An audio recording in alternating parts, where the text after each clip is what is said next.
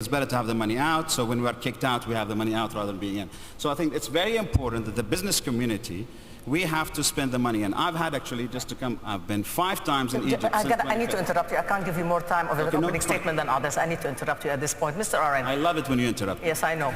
You're used to it. The Arab Spring has not impacted only the Arab neighborhood. Turkey has been impacted in the sense that some would argue that the Erdogan government is reinventing itself as a result of the Arab Spring. Do you agree?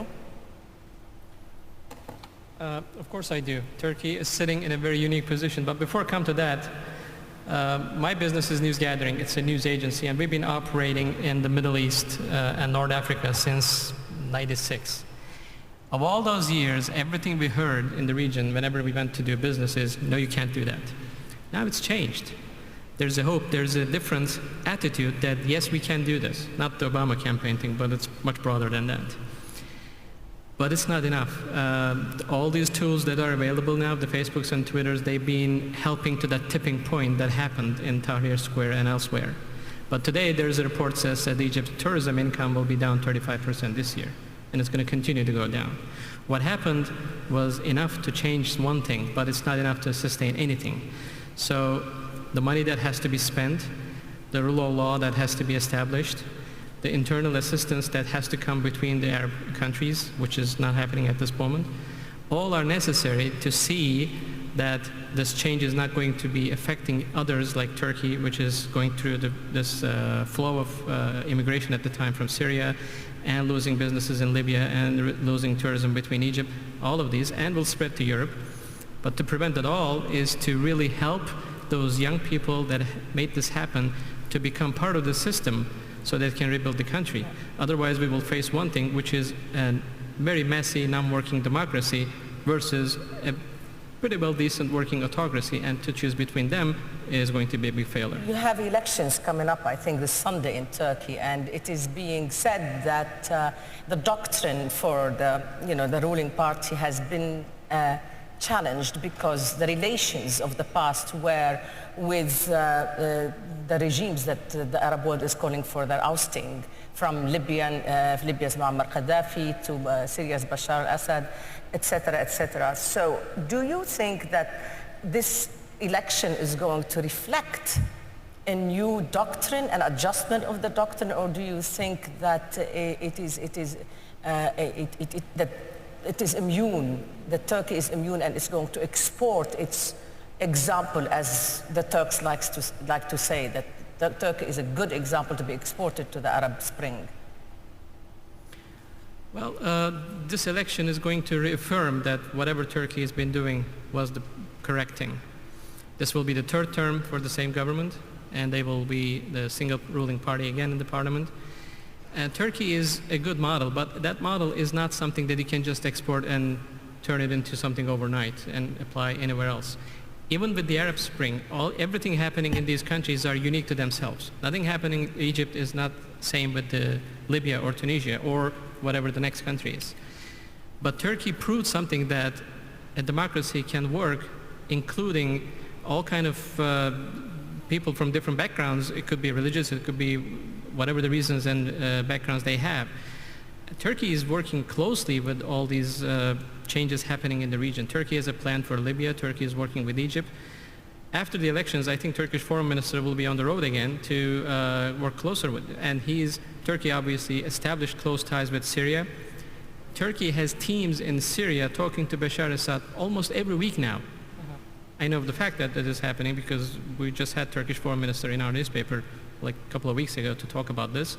Turkey is helping them to understand what's working in Turkey and how much you can apply to that. Maybe not all, but some, so that the system can continue to work. Maybe later in the discussion you will tell us if you think that there will be an eventual overthrow of secularism in Turkey or not, but we'll get back. It's not going to happen. That's not going to happen. That's a great answer, quick answer. Tariq Youssef, you come from Libya. Libya has received international support.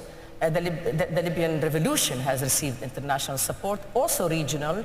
GCC countries started it, the Arab League supported it, it went to the Security Council, NATO is launching operations.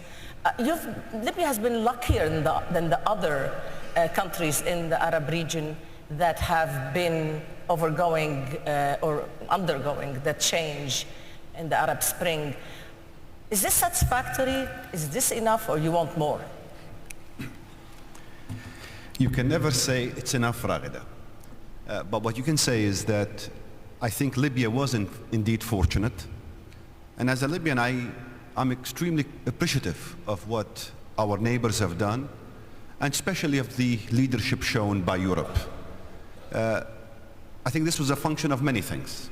There was a sense of moral responsibility to doing something in Libya, especially after a number of European governments spent the last decade actively rehabilitating Gaddafi and openly ignoring his brutality and open violations of human rights. So there was an historical legacy there.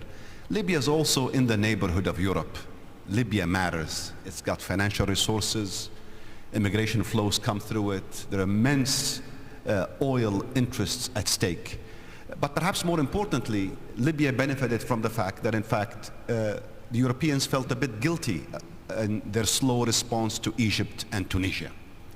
Their reluctance, their hesitation, I think played a role, especially when combined with the open brutality of Gaddafi and the immense dislike that people in the world had for him. So we did benefit at the right time, at the right moment, from what seemed to be a clear and present danger in an area where the Europeans can in fact play a role, especially with the Americans being in the backseat. So a mixture of circumstances, not a single one of them matters more, but I would say in many ways Libya has done more to reaffirm for the world the relevance of Europe and the notion that Europe can play a role in the open international arena, including in the United States, than perhaps Syria or Tunisia or Egypt had done so. And in many ways, we collectively benefit from this. If Muammar Gaddafi hangs on as he's saying that he's not leaving, do you fear this will lead to the partition of Libya?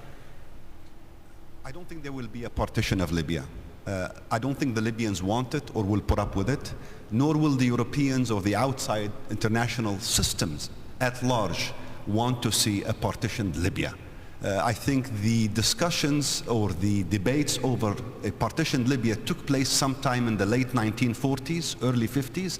That was over half a century ago. I think there is an agreement on the end game, there is an agreement on the end goal, but Libya faces a difficult challenge in the transition after Gaddafi leaves. Libya is not Egypt or Tunisia. There are no political institutions, no political parties, no civic society. There will be a lot of building from scratch, and I look to the Europeans for help here. I look to the countries of Europe that emerged after 1989 and rebuilt their political and economic systems almost from scratch once communism collapsed, for lessons and for inspiration on what Libya can in fact do.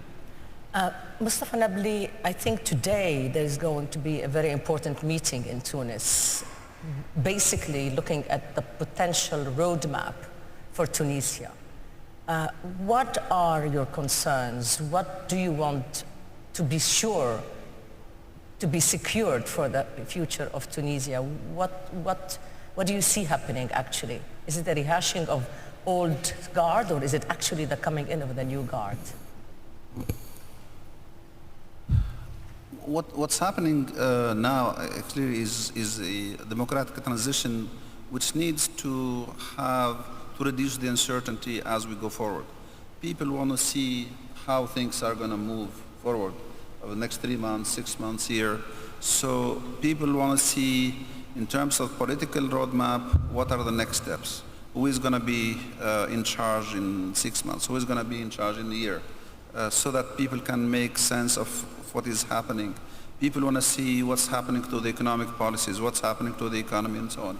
And the meeting today is one of those meetings which are critical because it is going to help clarify the roadmap over the next year or so in terms of the political transition. There has been a debate taking place over the date of the next elections for the Constitutional Assembly. The date that was fixed was for July 24th, and for technical reasons, the newly established Independent Electoral Commission has said that it cannot deliver fair, transparent elections in that time frame. So they asked to postpone it. Some people do not agree. So there has been a debate on when should the elections take place. So the meeting today is between the different parties, political parties, government, electoral commission, everybody sitting together and trying to work it out, to agree on the next steps. When are the elections going to be? What are the next government is going to be? What the Constitutional Assembly is going to deliver its work in terms of constitution. So the idea is to have this meeting to arrive at a consensus which clarify the roadmap for the next 6 months to a year in terms of political. President Zaatler, do you have a specific advice for Tunisia as it is today, considering the roadmap for the future? There are several roadmaps available. As I said, the experience of Eastern Europe, the experience definitely of Baltic states, we started from the communists. We didn't have any parties. We didn't have any NGOs. We started with the NGOs and the parties followed.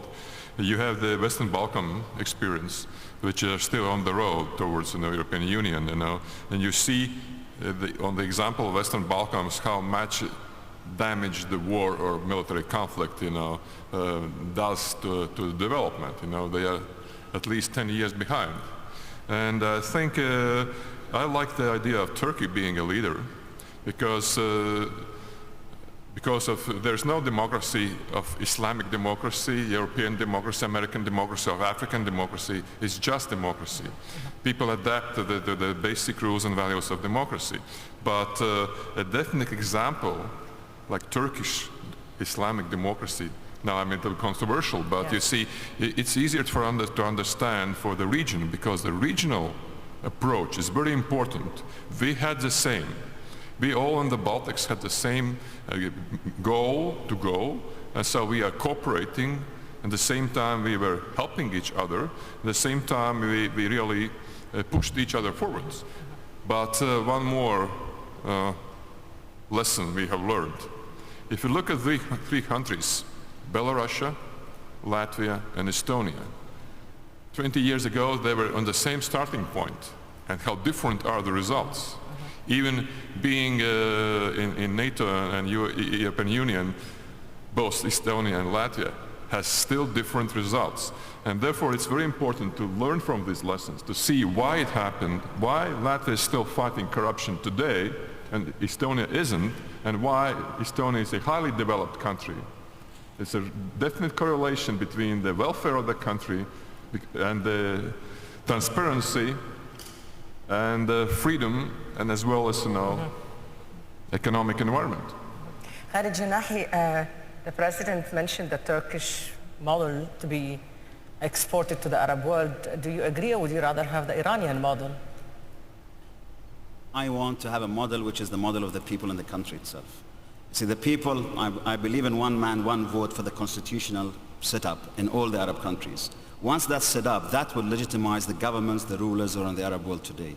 So I think one man, one vote on the constitutional perspective. Now if it's Islamist, everybody's worried about Islamism in Egypt, so be it. I mean, they've been put aside for such a long time. They are the only prepared people who are going to come to the elections in September, if it goes on in September. They will get 30 to 40